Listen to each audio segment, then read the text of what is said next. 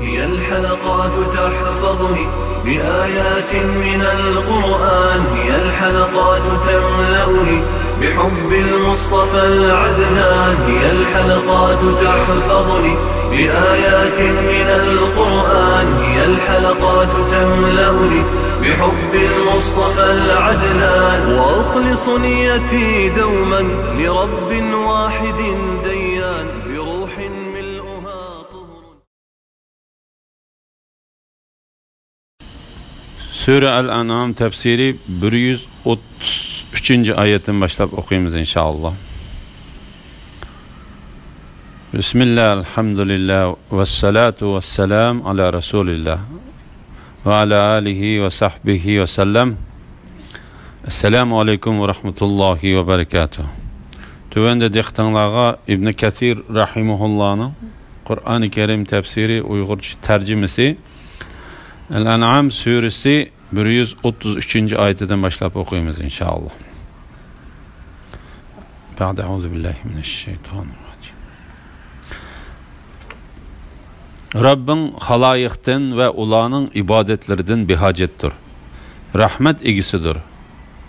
Eğer o halisa sizlarni halak kılıp sizlarni başka bir kavmning avladıdan payda kılgandek sizlarning o'rninglarga o'zi xohlagan itoatman boshqa bir qavmni qo'ydi. Sizlarga va'da qilingan qiyomat o'lgandan keyin terilish qatorliq ishlar cho'qim maydonga keladi. Sizlar qichib qutula olmaysizlar. Ey Muhammad sallallohu alayhi vasallam, ularga aytqinki, ey qavmim, sizlar kuchinglarning yetishicha ishlanglar. Ya'ni ko'pringlarni ching turinglar.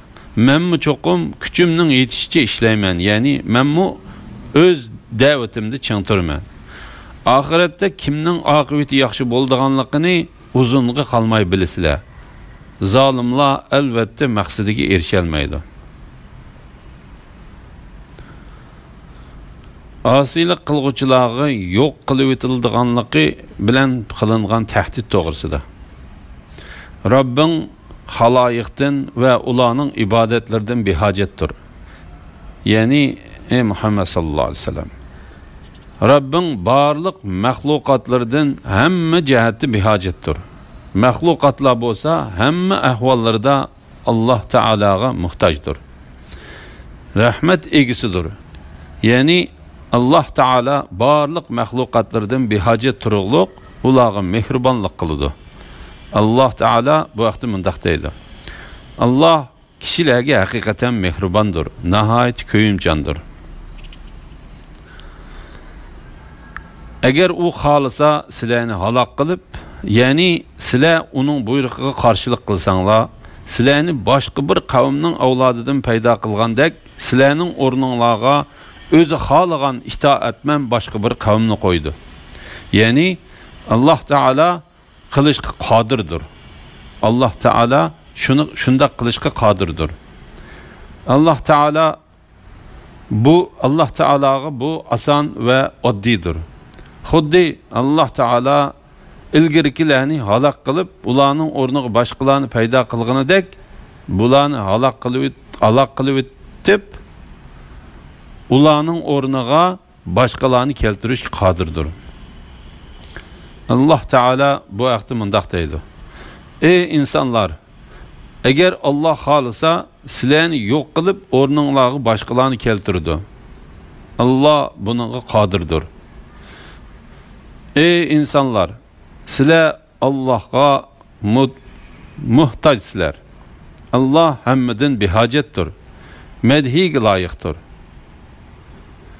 Eğer Allah halisa sizlarni halaq qilib o'rninglarga yangi bir xalqni paydo qiladi.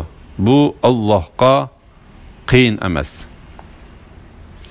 Agar sizlar Allohning taatidan yuz o'rsanglar, Allah sizlarning o'rninglarga boshqa bir qavmni almashtirdi. Ular sizlarga o'xshash bo'lmaydi. Balki Allohga itoat qiladi. Sizlarga va'da qilingan qiyomat, o'lgandan keyin terilish qatorliq ishlar cho'qim maydonga keladi. Ya'ni ey Muhammad sallallohu alayhi vasallam, ularga va'da qilingan qiyomatning cho'qim bo'ladiganligidan xabar bergin. sizlar qechib qutula olmaysizlar. Ya'ni Alloh taolani ojiz qila olmaysizlar. Balki sizlar chirib tuproqqa aylanib ketsanglarmi, parchalanib yo'q bo'lib ketsanglarmi, Alloh taolo qayta tirildirishga qodirdir. Alloh taolo hech qanday narsa uni ojiz qila olmaydigan qudratli zotdir. Ey Muhammad sallallohu alayhi vasallam, ularga aytqinki, ey qavmim, sizlar kuchinglarning yetishicha ishinglar, ya'ni kufrlaringlarda ching turinglar. Menmu cho'qim kuchimning yetishicha ishlayman. Ya'ni menmu o'z da'vatimda ching turaman. Bu bir qattiq tahdiddir. Ya'ni agar sizlar o'zinglarni bir to'g'ri yo'l ustida deb gumon qilib, o'zinglarning xato yo'l va prinsiplarda davomlashaversanglar, menmu o'zimning yo'li va prinsipida davomlashaverman. Alloh taolo bu vaqtda mundaq deydi: iymon etmaydiganlarga aytqinki, sizlar o'z yo'linglar bo'yicha harakat qilinglar. Bizmi o'z yo'limiz bo'yicha harakat qilaydi. Sizlar ishinglarning oqibatini kutinglar. Bizmi albatta shuni kutamiz. Oxiratda kimning oqibati yaxshi bo'lganligini uzunga qolmay bilasizlar. Zolimlar albatta maqsadiga erisha olmaydi. Ya'ni u yaxshi oqibatning menga yoki sizlarga bo'lganligini pat arada bilasizlar. Haqiqatan Alloh taolo payg'ambar alayhissalom qilgan va'dasini o'rindadi. Ya'ni uni shaharlarda yerlashtirdi. Uningga qarshi turuvchi kishilarga hukmron qildi. Uningga Makkani fathi qilib berdi. Qavmlari ichidan uni yolg'onga chiqargan, dushmanlik qilganlar ustidan g'alaba qildirdi. U ilib kelgan islom dinini u hayot vaqtida butun Arab yarim orlig'iga, shuningdek Yaman va Bahraynlarga tarqatdi. Boshqa shahar, iqlim va rayonlar uning vafotidan keyin uning o'rniga chiqqan xalifalarining qo'li bilan fathi qilindi. Alloh taolo payg'ambarlarga yordam berdiganligi haqida mundaq deydi: Alloh Lavhul Mahfuzga men va mening payg'ambarlarim cho'qim g'alaba qilamiz deb yozdi. Alloh haqiqatan kuchlidir, g'olibdir.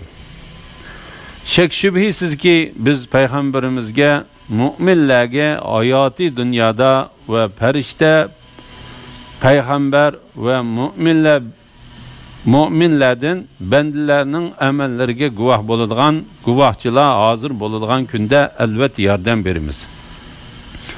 O kunda kafirlarning o'zlari foyda bermaydi. Ular la'natga uchraydi. Ular oxiratning azobiga duchor bo'ladi. Biz Lavhul Mahfuzda azalda yozgandan keyin Davudga nozil qilingan Zaburda ziminga, ya'ni jannat ziminiga haqiqatan mening yaxshi bandalarim varislik qiladi deb yozdik. Mushriklar Allah yaratgan ekinlardan ve çahar paylardan, yani töge, kala, qo'ylardan Allah üçün bir hisse, butlar üçün bir hisse ayırıp koyup, öz gumanlarıca hiç kandak delilsizler, bu Allah üçündür, bu ma'budlarımız üçündür dedi. Butlarının nesibisinden Allah'ınki koşuşka bolmaydı. Allah'ın nesibisinden butlarınki koşuşka bolattı. Müşrikler Allah'a atıgan həssidən butlağa atıgan həssige birer нәрсе qoşulup qalsa, onu butlarının həssisi içinde qaldıratdı. Ve Allah bay bununla muhtaç emas deydi. Butlarına atıgan həssidən Allah'a atıgan həssige birer нәрсе qoşulup qalsa, onu butlarının həssige qaytırıb etdi. Ularının kararı nemi degen qabih? Bazı şirik işlerinin bayanı doğrusuda. Bu Allah Teala'nın yok işini ve küfürlükni, şirkni payda kılıp, gerçi Allah Teala hamma narsalarni yaratgan to'simu yaratgan va yaratgan u narsalardan bir qismini Alloh taologa va bir qismini butlarga atagan mushriklarni ayiblashi va tanqid qilishidir. Alloh taolo ularning shirk keltirishidan pokdir. Bu oyatning ma'nosi haqida Ali ibn Abu Talha va Avfi ibn Abbas radhiyallohu anhumaning mundaq deganligini rivoyat qiladi. Alloh taolaning dushmanlari bo'lgan mushriklar ziroat terisa yoki ularning bog'lari bo'lsa, uningdan bir qismini Alloh taologa, bir qismini butga atishadi. Mayli ziroat, meva yoki boshqa narsalar bo'lsin, butga ataganlarini yaxshi saqlab hisobini qilib turadi. Agar butga atagan shu narsalardan Alloh taologa atagan narsalarga biror narsa qo'shilib qolsa, uni butlarga atagan narsalar ichiga qaytirib etadi. Butga atalgan ziroatlarni yoki mevalarini sug'uradigan suv Alloh taologa atalgan etizlikqa eqib ketib qolsa, sug'urilib qolgan shu yerni butlarga atalgan ziroat va mevalik yerlarning hisobiga qo'shib etadi. Agar Alloh taologa atagan ziroat va mevalardan biror narsa butga atagan narsalarning orasiga qo'shilib qolsa, ular bu faqirdir deb o narsalarni Alloh taologa atalgan narsalarga qaytirib etmaydi. Hamda Alloh taologa atalgan ziroat va mevalarni sug'uradigan suv butlarga atalgan ziroat va mevalarga eqib ketib qolsa, u etizlikni yanala butlarning hisobiga qo'yib qo'yadi. Ular o'zlarining chorva mollaridan bahira, saiba, vasila va ham qatorliqlarni o'zlariga harom sanab, ularni butlarga atishadi. Ular Alloh taologa yaqinlashimiz deb gumon qilib, shu chorva mollarini o'zlariga harom qiladi. Mushriklar Allah yaratgan ekinlerden ve çahar paylardan, yani töge, kala, qo'ylardan Allah üçün bir hisse, butlar üçün bir hisse ayırıp koyup, öz gumanlarıca hiç qandaq dalilsizler, bu Allah üçündür, bu butlarımız üçündür dedi. Butlarının nesibisinden Allah'ınkiga qo'shishga bo'lmaydi. Allah'ның nesibisinden butlarınkiga qo'shishga bo'ladi. Bu ayetning ma'nosi haqida Abdurrahman ibn Zayd ibn Aslam ular Allah Taala üçün atab bo'g'izlagan har qandaq bir malning go'shini, hatta uning butlarının ismini atamagicha hargizmi yemaydi. Butlarga atab bo'g'izlangan hayvonlarning go'shini Allah Taala'nın ismini atamay bo'g'izlaydi deb yuqorqi oyatni oxirigacha o'qib o'zining so'ziga dalil qildi. Ularning qarori nima degan qabih? Yani ularning bu taqsimoti nima degan yo'lsiz? Ular tunji qitimliq taqsimotida xatolashdi. Chunki Allah Taala hamma narsaning Robbi va hamma narsaning yaratquchisidir. Hamma narsaga igdorchilik qilguchidir. Hamma narsa uningga tavadir. Hamma narsa uning hukm qilishi, qudrati va xohishi ostidadir. Uningdan boshqa iloh va Rob yo'qdir. Ondan ular o'zlarining gumonlaricha to'g'ri bo'lgan xato taqsimotlardimi nohaqchilik qildi. Bu oyatning ma'nosi taqsim qilish jihatdan tövendiki oyatlarning ma'nosiga o'xshashdir. Ular Allohga qizlarni nisbat berdi. Allah bundaq bo'xtondan pokdir. Ular o'zi orzu qiladiganlarini o'zlariga nisbat berdi. Ular farishtalarni Allohning qizlari deyish bilan Allohning bir qism bandalarini Allohning bir juz'iyi qilib oldi. Bundaq degichi inson haqiqatan Allohga oshkora noshukrlik qilguchidir. Ey mushriklar jamiyasi, sizlarcha yaxshi hisoblangan o'g'il bola sizlarga xos bo'lib, sizlarcha yomon hisoblangan qiz bola Alloh xosmi? Undaqda bu adolatsiz taqsimotdir. Müşriklarning shirklari, ya'ni shaytonlar mushriklarni halok qilish va ularning dinini qalayimqonlashtirish uchun ularning nurg'unlarga ballarini o'ltirishni, shuningdek, ya'ni Allohga va butlarga hassi ayirib qo'yishdek taqsimotni shaytonlarga va mushriklarga chiroyli ko'rsatgandek chiroyli ko'rsatdi. Agar Alloh xohlagan bo'lsa edi, ular bu qabih ishni qilmaydi. Ularni Allohga choplagan yolg'onlari bilan birga tark etdi. Shaytonning mushriklarga o'z bolalarini o'ltirishni chiroyli ko'rsatganlik to'g'risida. Bu oyatda Alloh taolo mundaq deydi: Xuddi shayton mushriklarga Alloh taolo yaratgan ziroat va chorva mollardan butlarga nasiv ayrishni chiroyli ko'rsatgandek, ularga fiqirlikdan qo'rqib, o'g'il bolalarini o'ltirishni, nomusdan qo'rqib, qiz bolalarini terik ko'mishni chiroyli ko'rsatdi. Bu oyatning ma'nosi haqida Ali ibn Abu Talha ibn Abbas radhiyallohu anhumaning mundaq deganligini rivoyat qiladi. Shaytonlar ularga o'z bolalarini o'ltirishni chiroyli ko'rsatdi. Mujahid mundaq deydi: Mushriklarning shaytonlari mushriklarni faqirlikdan qo'rqitib, bolalarini terik ko'mishga buyurdi. Suddi mundaq deydi: Shaytonlar mushriklarni halok qilish yoki ularning dinini qalayimqonlashtirib etish uchun ularni qizlarini o'ltirishga buyurdi. Agar Alloh xohlagan bo'lsa edi, ular bu qabih ishni qilmaydi. Ya'ni mushu ishlarning hammasi Alloh taolaning xohishi, irodasi va shundoq bo'lishini tanlaganligi bilan bo'lgandir. Buningda Alloh taolaning cho'ng bir hikmati bordir. Alloh taolo qilgan ishidan so'ralmaydi, insonlar so'rildi. Ularni Allohga choplagan yolg'onlari bilan birga tark et. Ya'ni ularning qilmishlari bilan birga tashla. Ulardan yiroqlash. Alloh taolo yaqinda sen bilan ularning oraliqida hukm chiqardi.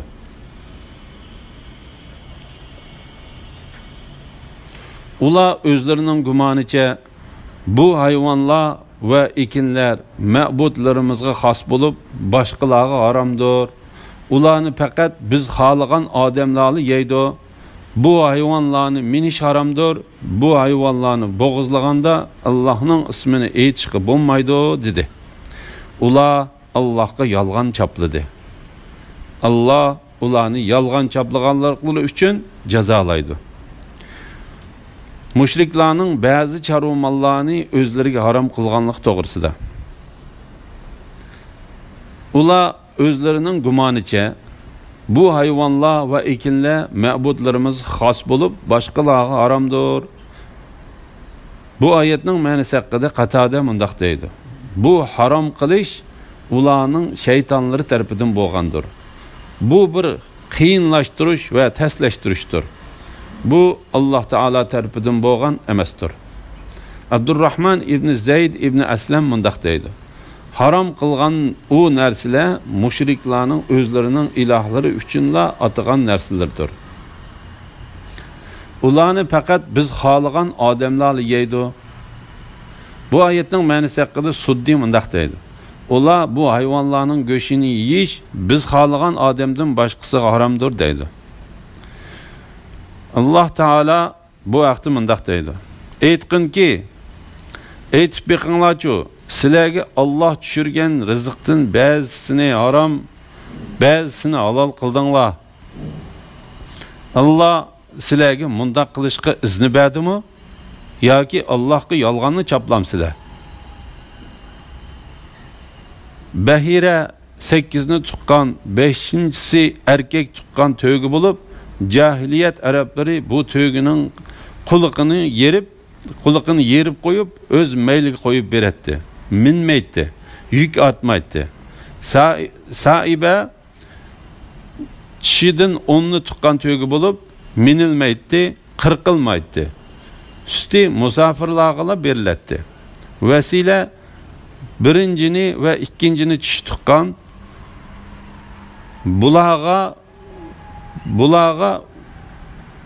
bular uchun öz meyliga qo'yib o'tilgan to'ga ham 10 to'giga ata bo'lgan bug'ra to'g 10 to'giga ati bo'lgan bug'ra to'gi bo'lib, ular uni minmay yemek içmekte öz meyliga qo'yib beradi.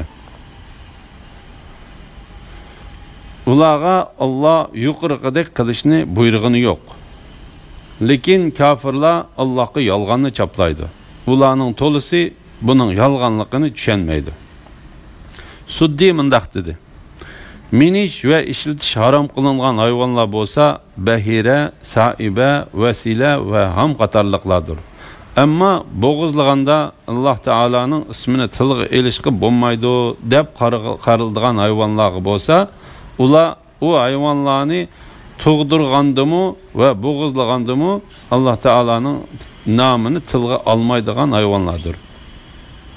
Abu Bakr ibn Ayyash Asim ibn Abi Najudning mundaq deganligini rivoyat qildi. Abu Vail mendan: bu hayvonlarni minish haramdir. Bu hayvonlarni bo'g'izlaganda Allohning ismini aytishga bo'lmaydi degan oyatdan nimaning ko'z tutilganligini bilamsan dedi. Men yo'q deb javob berdim. O hayvon ular hajga borgandimi minmaydigan bahiradir dedi. Mujahid mundaq dedi: mushriklarning to'gilarining ichida bir qism to'gilar borki, mushriklar u to'gilarga mayli ular u to'gilarni minganda bo'lsin yoki saqqanda bo'lsin, mayli ularga yuk atganda bo'lsin yoki ularni tug'dirganda bo'lsin va ularni ishlatganda bo'lsin, Alloh taolaning nomini atmaydi. Ular Allohga yolg'onni chapladi. Ya'ni ular o'zlarining mushu ishini Alloh taolaning diniga va uning shariatiga döngab qo'yishida Alloh taolaga yolg'onni chapladi. Chunki Alloh taolo ularning undaq qilishiga ruxsat qilmadi hamda bu ishda ulardan rozi bo'lmadi. Allah ularni yolg'on chaplaganliklari uchun jazolaydi. Ular bu hayvonlarning qo'saqlaridagi ballari bizning er kishilarimizga xosdir, bizning xotin kishilarimizga haromdir dedi. Agar tug'ilgan hayvon o'lik bo'lsa, bu er kishilar bilan xotin kishilar orasida o'rtaqdir. Ya'ni uni hammaylar teng yeydi deb halal haromni tayinlashdi. Allohga yolg'on chaplaganliklari uchun Allah ularni jazolaydi. Shubhisizki Allah hikmat bilan ish qilguchidir, hammani bilguchidir. Bu oyatning ma'nosi haqida Abu Ishaq Sabi'i Abdullah ibn Huzaylidan Ibn Abbas radhiyallohu anhumaning mundaq deganligini rivoyat qildi. Bu hayvonlarning qo'sig'idagi narsalardan uning sifati ko'z tutildi. Avfi Ibn Abbas radhiyallohu anhumaning mundaq deganligini rivoyat qildi. U hayvonlarning qo'sig'idagi narsadan uning suti ko'z tutilgan bo'lib, ular u sutni ayollarga harom qilib, erlar ichadi. Qo'y erkak tug'sa, qo'zisini bo'g'izlab ayollarga bermay erlar yeydi. Agar qo'zisi tish tug'ilsa, uni bo'g'izlamay qo'yib qo'yadi. Agar qo'zi o'lik tug'ilsa, ayol tang yeydi. Shuna Alloh taolo bu ishdan to'sdi. Buni Suddimu shundaq bayon qilgan. Shabi mundaq dedi: bahiraning sutidan faqat erlar ichadi. Bahiraning botuluqi o'lik tug'ilsa yoki o'zi o'lib qolsa, uni ayol tang yeydi. Mujahid mundaq dedi: qo'sig'idagi narsalar erlarga xos, ayollarga harom bo'lgan hayvonlar bo'lsa, saiba va bahiradan iboratdir. Allohga yolg'on chaplaganliklari uchun Allah ularni jazolaydi. Bu oyatning ma'nosi haqida Abu Aliya, Mujahid va Qatada qatorliqlar mundaq dedi: ularning yolg'on so'zlaganliklari uchun Alloh taolo ularni jazolaydi. Alloh taolo bu haqda mundaq deydi. Ağzınlarga kelgan yolg'onni so'zlash uchun hech qanday dalilsiz bu halol, bu harom demanglar. Chunki mundaqda Allah nomidan yolg'onni o'ydirgan bo'lasizlar. Allah nomidan yolg'onni o'ydirg'uvchilar haqiqatan dunyo va oxiratda maqsadiga erisha olmaydi. Ular dunyodan faqat ozg'ina bahramand bo'ladi. Ular oxiratda qattiq azobga duchor bo'ladi. Shubhisizki Allah hikmet bilen iş qilg'uchidir. Ya'ni Allah Taala o'zining ishlarida, so'zlarida yo'lga qo'ygan va taqdir qilgan ishlarida hikmatli zotdir. Hammani bilguchidir. Ya'ni bandalarning ishlarini mayli yaxshi va yoki yomoni bo'lsin, hammani bilguchidir. Ularga shuningga qarta eng to'liq mukofot yoki jazo berguchidir. Elhamdülillah. Allah şükürler olsun. Yuqorida Sure Al-An'am tefsiridan 139 oyatgacha angladinglar. Oxirini keyin qitimli o'qishimiz davomlashtiramiz inshaalloh. Va sallallohu ala Muhammad va ala alihi va sahbihi ajma'in. Assalomu alaykum va rahmatullohi va barakatuh.